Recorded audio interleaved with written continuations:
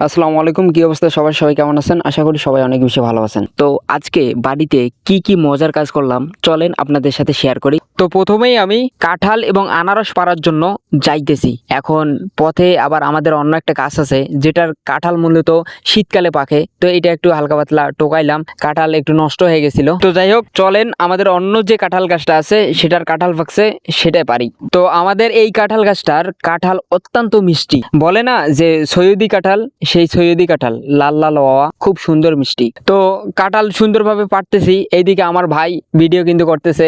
ও বলতেছে যে সাবধানে কাটিস নয়তো পড়ে যাবি আবার। তো এইদিকে আমি কাঁঠাল পাড়ার পর আনারসের ডালগুলা গুনতেছি, দেখতেছি মূলত এর আগে কতগুলো আনারস উঠাইছে।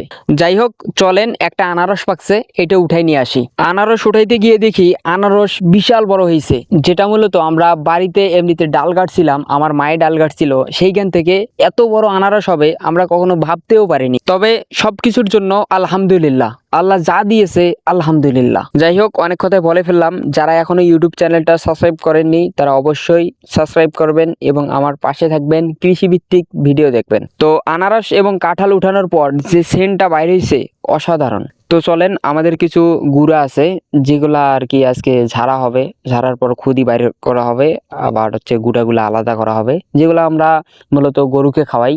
এতে গরুর মানে স্বাস্থ্য ঠিক থাকে এবং গরু মোটা তাজা হয়, আপনারা অনেকেই হয়তো জানেন। তো এই গুঁড়াগুলা মূলত অন্য বাড়িতে নিয়ে যাইতেছি, ওইখানে ঝাড়া হবে, ঝাড়ার পর সুন্দরভাবে খুদি এবং গুঁড়াগুলা আলাদা করা হবে।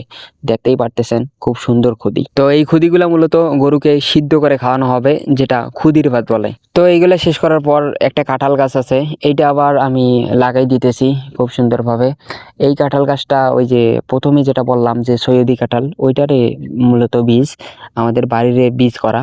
তো সেইখান থেকে আর কি আমরা গাছটা রোপণ করতেছি। এখন অনেকেই বলতে পারেন যে ভাই এত কিছু থাকার পরে আপনারা বালতির মধ্যে কি জন্য এটা রোপণ করছেন?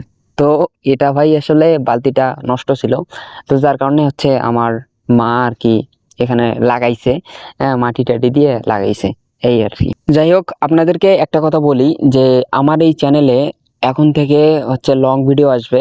আপনারা অবশ্যই সবসময় লং ভিডিওর পাশে থাকবেন, ভিডিওগুলো দেখবেন। ইনশাল্লাহ আমি আস্তে আস্তে প্রত্যেকটা ভিডিও আপডেট করব এবং সুন্দরভাবে আপনাদের সামনে প্রেজেন্ট করার চেষ্টা করবো ইনশাল্লাহ। আর যারা এখনো চ্যানেলটা সাবস্ক্রাইব করেননি তারা অবশ্যই করেন, ইনশাল্লাহ ভালো কিছু দেখতে পারবেন এবং শিখতে পারবেন। যাই হোক অনেকে বলতে পারেন যে ভাই কাঁঠাল গাছ রোপণ করার সময় সাদা মাটি ব্যবহার করছেন। এখন সাদা মাটিটাই আমরা এই কারণে ব্যবহার করছি যে মাটিটা ভেজা থাকার কারণে আর কি সাদা মাটিটা ব্যবহার করা। তো সবাই ভালো থাকবেন, সুস্থ থাকবেন, আল্লাহ হাফেজ।